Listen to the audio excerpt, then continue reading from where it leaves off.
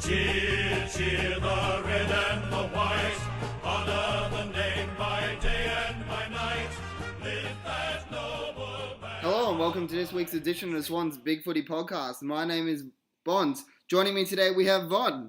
Hello. RW. Good evening. And ChunkyChicken. Hey.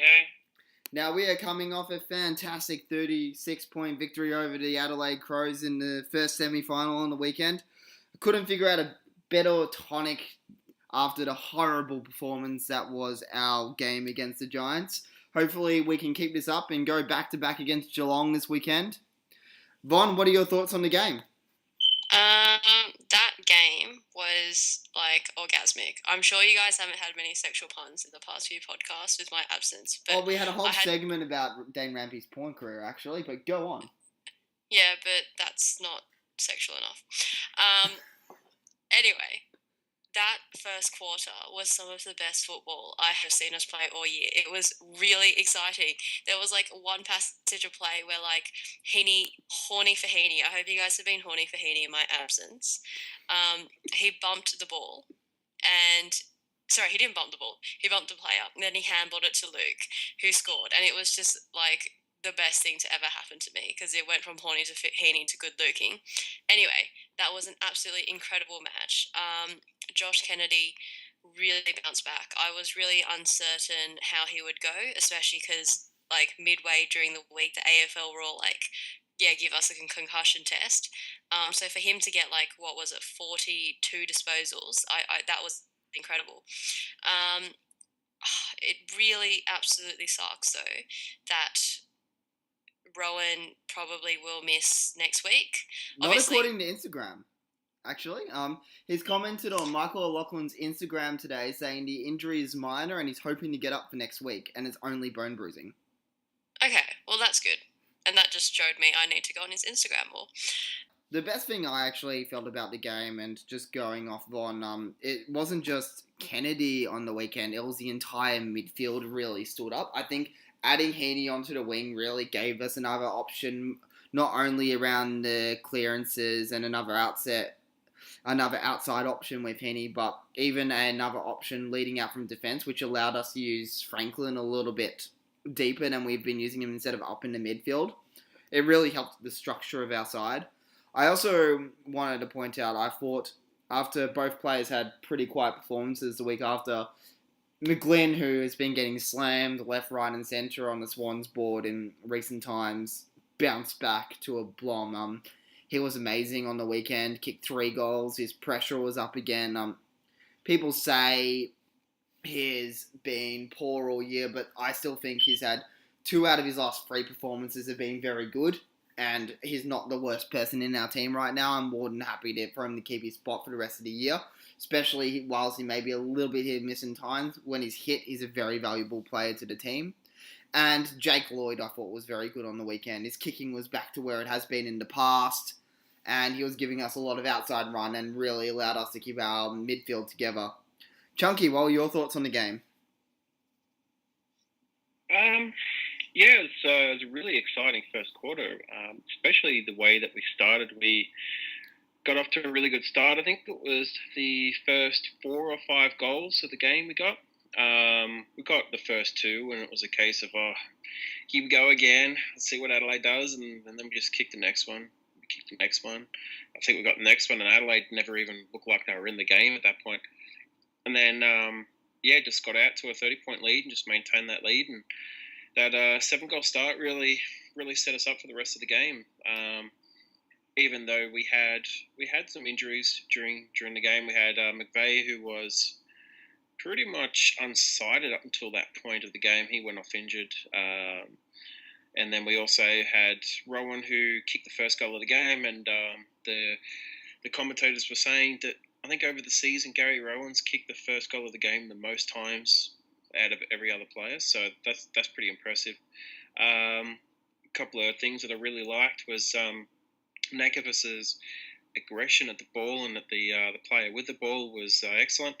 His contests were really, really good. He was really fierce, and he followed up with a sublime piece of skill to nail Franklin chest out. Beautiful, beautiful pass. And then, of course, there was the Franklin field kicking expo where he nailed out, can't remember who it was. It was Kennedy. So he took it on the wing, did a little bit of dance, nailed out Kennedy, and then got it over the top of Xavier Richards. That was the two best passages of play, I think. Overall, very impressive. Kennedy's game was next level. McGlynn, I've canned him a couple times, but he was excellent. And he had a great performance. Really good to see him play, and he had 5 tackles. Kieran Jack, possibly his best game of the season.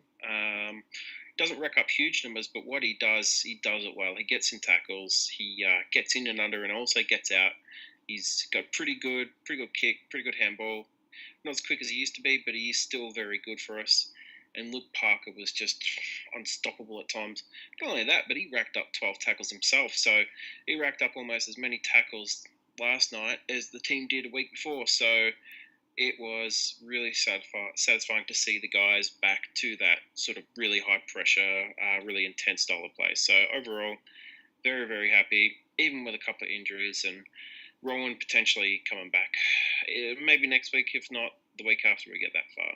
That's my thoughts. Was there anything about the game that really stood out to you?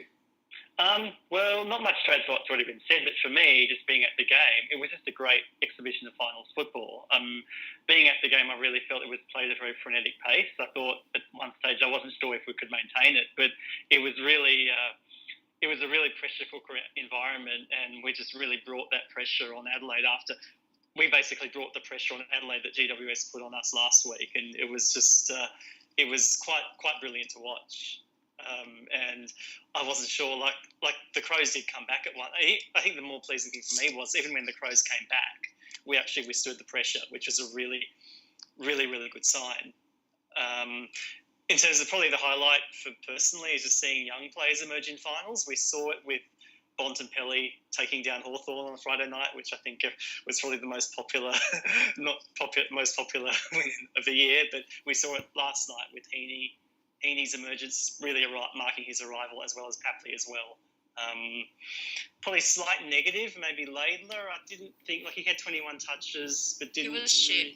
Yeah. I didn't think. Look, maybe he intercepted well. Yeah, he intercepted okay, but just wasn't. It was garbage. Yeah. They wouldn't have been happy he didn't lay a single tackle as well. Yeah, defensively he was liable. He could get that mark, but he was pretty.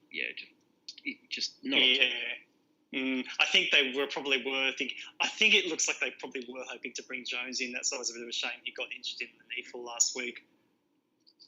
We won't necessarily need Layla as much as we will have against Geelong. Like Geelong's full line, whilst it can be tall depending on who they rotate down there, isn't as tall as Adelaide's with Jenkins, Lynch, Walker, and oh my god, I'm missing the Ruckman. I forgot his Zach Smith. Yeah, and the other guy. Yeah. But, all able to rotate there, so I think he will be a bit of a liability going forward this week. I think Harry Marsh outperformed him, to be honest. Harry Marsh was good on the weekend. He didn't get as much as the ball, and he didn't take as many marks, but he's a better defensive player. I was worried that Lynch would show up Aaliyah, and I was glad they actually rotated Aaliyah onto the resting Ruckman and the second forward rather than playing him on Lynch. Because it looked like Harry Marsh took over that in the second quarter, and Harry Marsh just dominated him. Lynch didn't touch the ball in the first quarter. He didn't touch it until the second half of the second quarter. Oh no, it was like the second minute of the second quarter. Overall, it was a very, very good man-on-man defensive effort. And Rampy was really good. He was back to his best. Yeah, Rampy was fantastic on the weekend. I think the best defensive effort, though, out of everyone, and we never mention him enough, and was Nick Smith. I struggled to remember a one-on-one against Eddie Betts he actually lost. Yeah, Smith was great. I think Betts got his first goal, I think, from a pretty lucky free kick, I think it was. And I think his second goal was from a free kick. The first one was from a free kick upfield, and Betts had gone, and Smith had gone to zone off. And the last one he got was off, it was Smith's poor kick originally, but... The first one, yeah. Yeah. I think he kicked it on the full, didn't he? No, he that was kicked it. Oh, Laidler, was it? It wasn't Smith. He kicked it to an Adelaide player and they kicked it over the top of him on the Betts. Yeah, and then Betts just ran around and got the goal. Yeah, but that was in junk time anyway, so I'm not too concerned.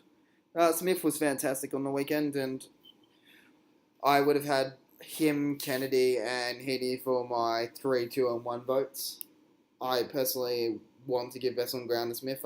Most people have gone Kennedy with damn good reason. 42 disposals, Unstoppable. 21 contested, 10 tackles, 10 clear. Oh no, it was 4 tackles and 10 clearances. He was pretty beastly, but personally, I thought Smith was really unstoppable, and if Betts had been able to win a couple of those one-on-ones in the first quarter, the game could have gone very differently. So, really well done to Smith. He's once again showing probably nearly the most valuable player in our team.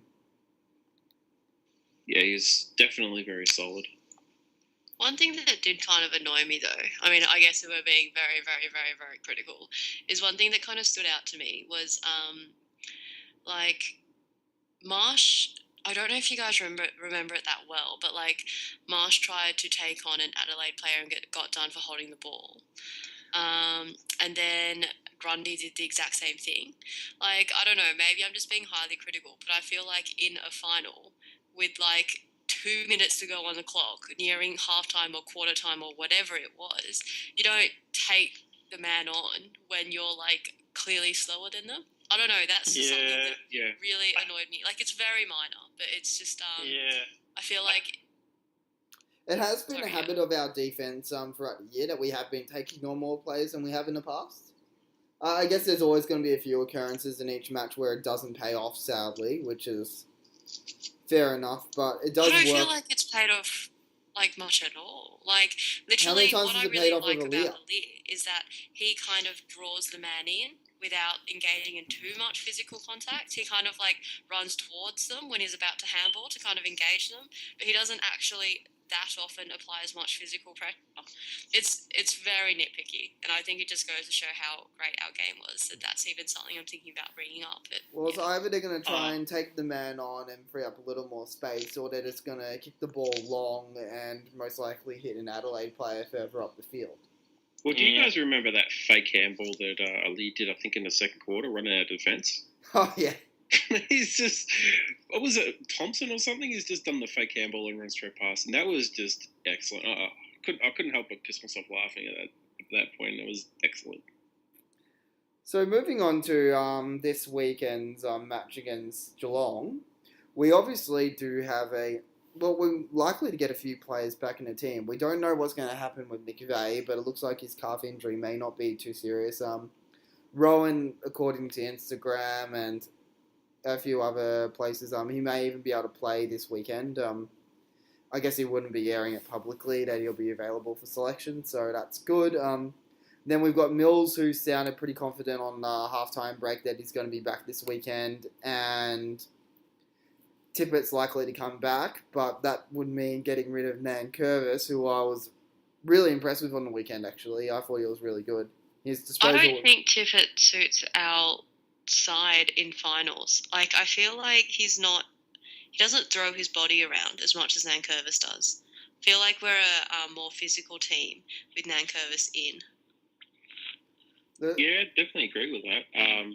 You just watched the last couple of games that Tippett played Richmond and GWS. He definitely had his life knocked out of him against GWS, but even against Richmond, he wasn't really throwing his weight around. He wasn't really dominating. He was serviceable in the ruck and really didn't have any impact going forward whatsoever. And that is, at the moment, surely the biggest knock on him at the moment is that not only can he not hit the scoreboard, and he might get a goal or two a game from pretty much 40 metres out if he's lucky, he just doesn't take marks. Yeah, I agree. He was getting a few marks earlier in the year. I remember until he got injured, he was nearly essentially a lock as the Australian ruckman. He was in that good form. It really brings us to the point, do we get to the point where we perhaps drop Naismith and bring in Tippett and kick Nankervis in the team? Because I can't see us... Surely not. No. I can't see us not bringing in Tippett. Yeah, I have to agree with that. Like, I feel like Naismith might get dropped. Like, it's Tippett. Like, I know that sounds a bit silly, but I mean, like, Tippett's very versatile. He can play as a forward, and even if, like, he might not be clunking goals, he's still very competitive in a one-on-one. I think it's easy to kind of forget what great form he was in before he was injured. I definitely think that he has a place in the team. And unfortunately, like, we that might be at the cost of Naismith, but I don't think we should drop Nankervis. So, it's worth remembering as well that Nankervis can also play forward. So I don't know. What do you guys think? Well, Nankervis was a forward who could play ruck, wasn't he? No, he was drafted as a ruck forward, like someone who can literally play a 50-50 split. Because you watch him ruck and he's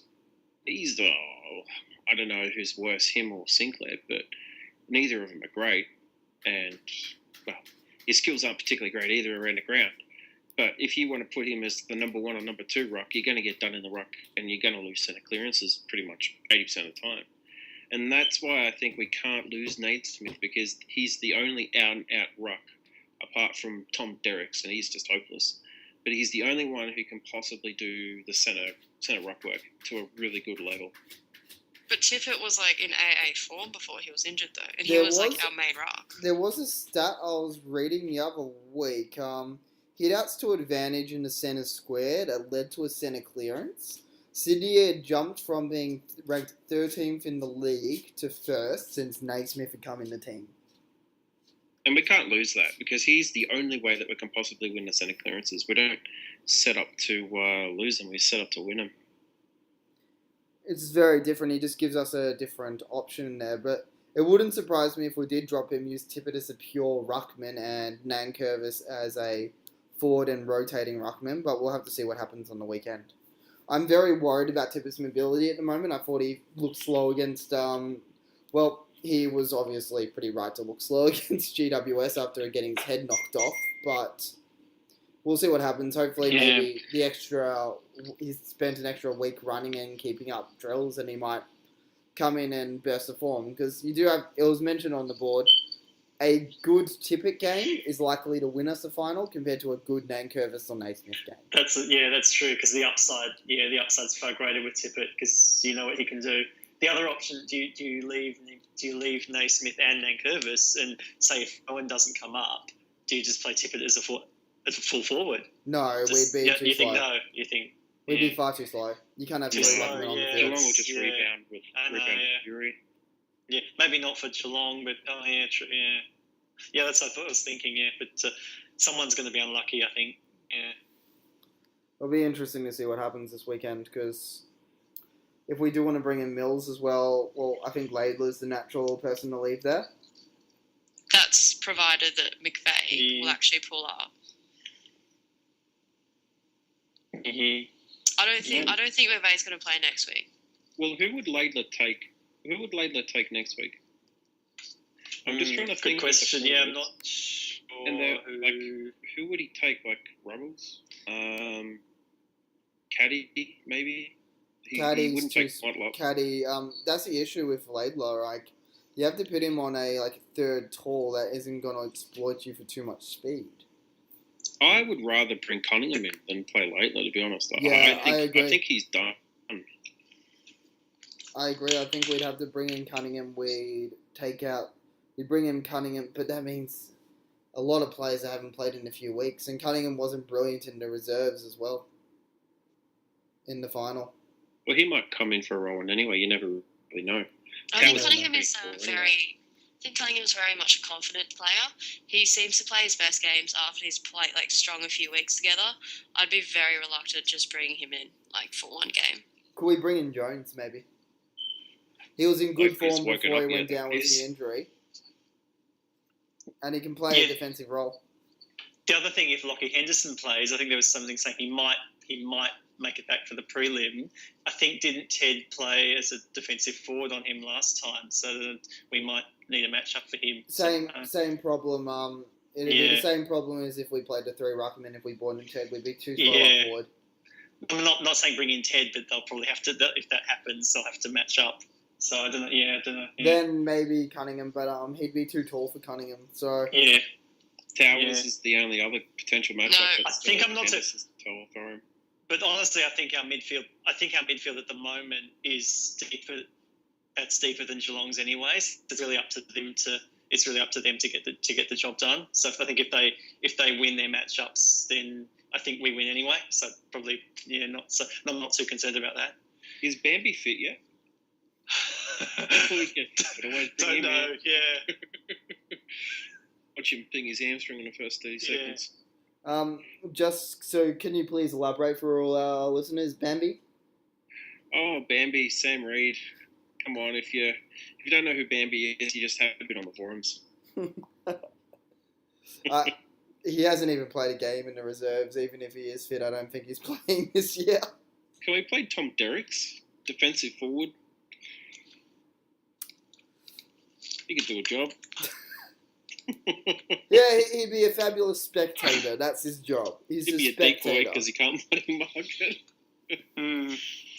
He'd be a fabulous Look, I'm going to ask you guys a few questions just to see what you guys would do about each different matchup. The main question is, obviously, with Geelong this year, how do you deal with Dangerfield?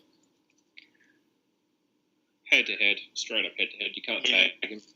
And I was away in Europe last time, but someone said that Mitchell went to Dangerfield and tried to tag him at the contest, so maybe that's something to do. Mitchell to Dangerfield, or maybe just run Parker head-to-head with Dangerfield and try and hit him on the way back. Because from what I've seen when he plays, he doesn't run defensively. He runs really aggressive I'd rather offensively. almost Hanbury go offensively against Dangerfield. Hanbury can rack up enough What of did the ball. we do last time?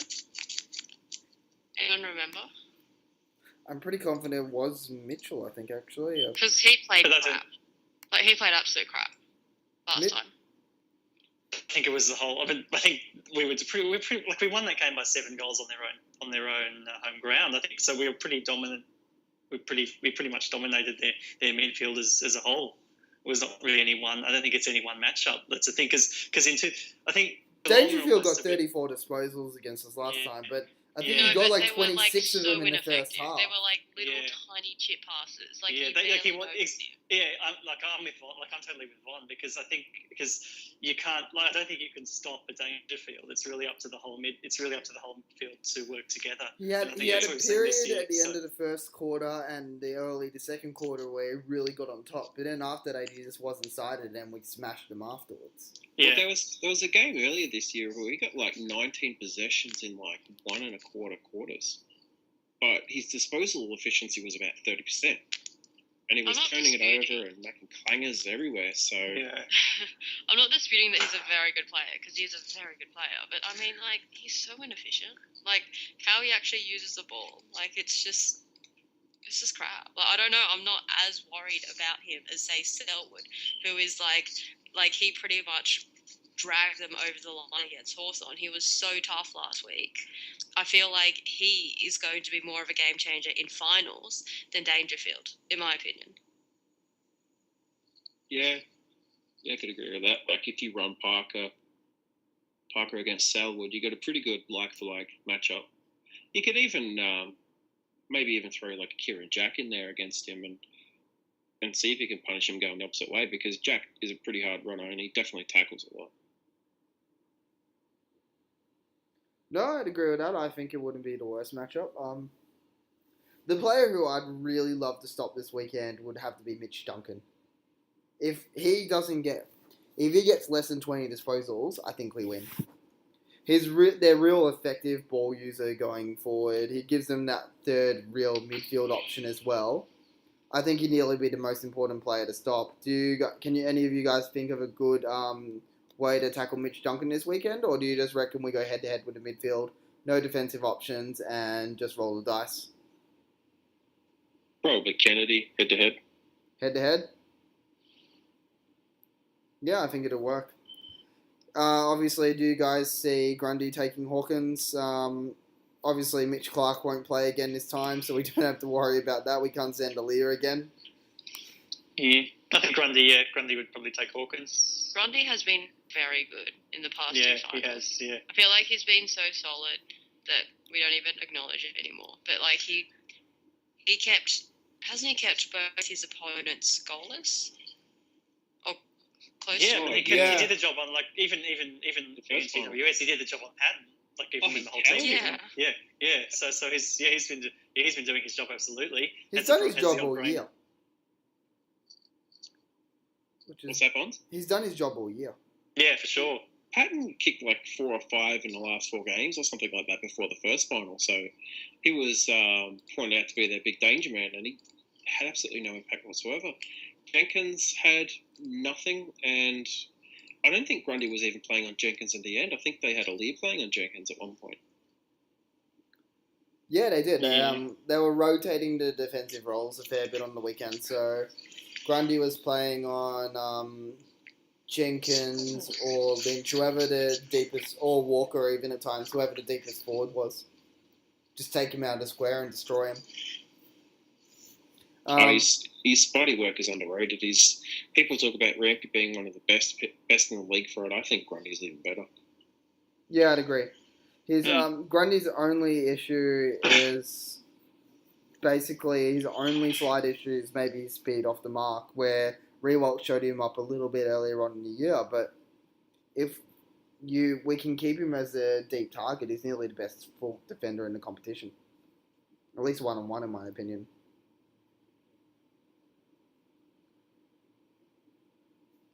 Do you guys? So, what are your predictions for the results this weekend? Let's go with a certainty and a margin. Swansrule? Swansrule, he's not even here. Oh, Swansrule. RW. Someone's missing Swan. Nah. I miss Swansrule. Gosh, I'm not feeling very welcome. I think it's time to hang up now. Well, RW, what are your predictions for this weekend? Predictions, okay. Sure thing. I don't know whether I could go for a sure thing. Sure thing is I think Grundy will do the job on Hawkins. I think because he's done the job all year. So go with that. Prediction. I'm gonna say Swans by 5 goals. Vonn, prediction and sure thing? Sure thing is that Dangerfield plays a bad game against us. Don't know why, but I just have a feeling. Prediction, I don't really rate Geelong. I don't know why. Maybe it's because we absolutely smashed them at their home ground, or it's just like they barely got over Hawthorn, who in my opinion have been like a 5 to 8, probably lower 8 team this year. So, yeah, I don't know. I reckon we'll win by maybe 10. 10 points? 10 points, yeah. Or 10 goals, whatever. Depends which Sydney turns up. Okay, Another Chunky? 9-goal first quarter. Chunky? Yeah, okay. Sure thing, I reckon. No, I reckon Frank and Kennedy are going to have day outs again. I think Franklin's due for a big one, and especially the fact that their defenders aren't particularly quick. I think he's going to have Lonergan covered pretty easily. If Henderson rolls onto him, he's going to make him look like an idiot. So, yeah, Franklin for a big day out, and Kennedy rack 35 again. I think Dangerfield will probably have a good game, but I think it's pretty much just going to be the Dangerfield show. I think we'll have the rest of their midfield locked down pretty tight, and I'd have us pegged for at least 5-goal win. I'd be pretty disappointed if anything less, and I'd absolutely be shattered if we lost. It's so funny. We've gone on this podcast from like the most negative people in the world, aka like Milky and like Swansrule, who like tipped us always by like we were always By, like, losing a point. apparently every single week. Like no, every single week we were losing. You think we were winners, and now it's all like yeah, we'll just win the prelim by like 5-6 goals. Well, It's I nice put a contrast. comment on the forum where I think it was like Kat Turner saying, "Oh, something." I'm like, "Oh, welcome to the forums where everyone's super negative, and if there was a currency, it would be negativity." No comment. I think for me, I think I'm probably more. It's more because I just don't think Geelong are that good a team this year, and I feel that just having seen our best, I think our best is better, and I think it's really up to us to get the job done. So, Yeah, so the pressure is on us in a way. Well, Before their we run into go- the finals was ridiculously easy. So easy. Before we go, can I ask 2 questions? Oh, apart from Bonds giving his sure thing and his margin as well. My first question is, does the MCG concern you guys? And my second question is... Oh, crap, I forgot my second question. I just answered my first question. Oh, yeah, no, the second question is, does it concern you that we haven't kicked that many goals in the past 2 weeks? Neither of them really concern me too much. We did kick 18 goals last weekend, 118 points, so that's a score that'll win you 9 out of 10 finals, so I think we're fine there. And for the MCG, we've won 3 out of our last 4 games at the MCG. The one game we did lose there was the awful, horrible game against Richmond. But we still scored, I think, almost 100 points that day anyway. It was our defense that didn't turn up that day, which I think our defense is really set up our tackling pressure up the ground, and we won't have another aberration like the GWS game. It was almost a loss we needed to have, I think. Yeah. So I'm pretty confident on both of those fronts. And playing Geelong at the MCG is almost like a neutral venue because we're so used to playing them on such narrow skilled stadium or Simmons Stadium or whatever it is. So, and SCG is pretty wide, so it almost swings it back in our favour a little bit. And there'll be a big Swans supporter base there. We'll probably get maybe 30% of the crowd. So yeah, I think it's not that scary. I think definitely not worried. The last couple of times we've performed on the ground, we've done pretty well, and I think the team has been set up to play more on wider grounds than it is on narrow grounds, especially when it comes to finals, because that's where the finals were ultimately played.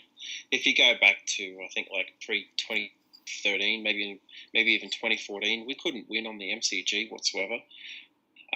But yeah, we pumped Geelong at that awful ground, and we've done pretty well on the MCG this year, except for that awful game. So pretty confident we'll get it done, and I'm pretty confident we'll do the usual, lock them down onto one wing, and we'll just run it through the middle.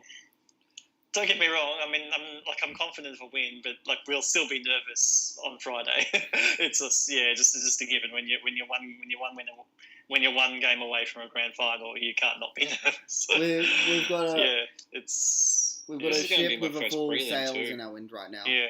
Absolutely flying. My prediction for this weekend is the Swans by around 30 points. I agree. I think we just bat too deep in our midfield, and if we play our best, we'll win the match. It all depends on our defensive pressure, but I do think we'll keep that up this weekend, and we'll tackle Geelong out of the finals. My sure thing is a repeat of the 2003 Brisbane Finals series. Lose the first final to the young upstarts, so that was Collingwood, and now it's GWS. Go the long way, win the prelim, and then get revenge in the grand final. That is my prediction for this week. Thank you for listening, everyone, and have a great night.